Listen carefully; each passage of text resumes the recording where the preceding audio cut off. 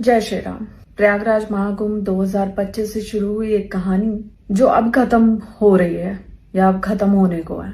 इस एक साल में मैंने बहुत सारे विरोध का सामना किया है। प्रयागराज से शुरू हुआ था वो विरोध, लगा कि अब ठीक होगा, अब ठीक होगा, महाकुंभ के बाद ठीक होगा। लेकिन मैंने जो कुछ भी करने की कोशिश की धर्म के रास्ते पे चलते हुए, मैं क्या कर रही थी? मैं कोई गलत काम नहीं कर रही थी, मैं चोरी चकारी नहीं कर रही थी, मैं लूटपाट नहीं कर रही थी, मैं बलात्कार नहीं कर रही थी। लेकिन मैं जो भी धर्म के रास्ते पे आगे बढ़ने के लिए कर रही थी उसे बार बार रोका गया, मेरा मनोबल बार बार तोड़ा गया। जिनको लगता है कि महाकुंभ से अभी तक मैंने धर्म को धंधा बना के करोड़ों रुपए छाप लिए, मैं आज बहुत उधारी में हूँ।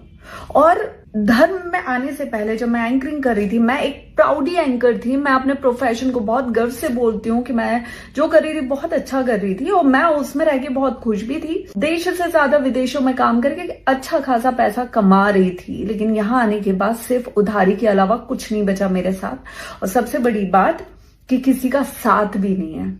आज मैं ये सब आपको क्यों बोल रही हूँ? क्योंकि मैंने लगातार इस एक साल में जो कुछ भी करने का प्रयास किया है उसे रोका गया है, उसे तोड़ा गया है, उसमें विरोध उत्पन्न किए गए। और यही सेम चीज इस बार माघ मेला में भी मेरे साथ हुई है, जिसकी वजह से मैं बहुत ज्यादा हताश हुई हूँ।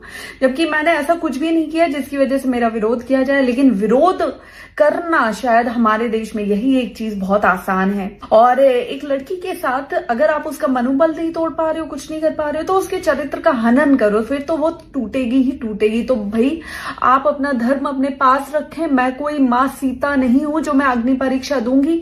एक साल से जितनी परीक्षाएं देनी थी, जितना जो करना था मैंने कर लिया। अब बस बहुत हुआ।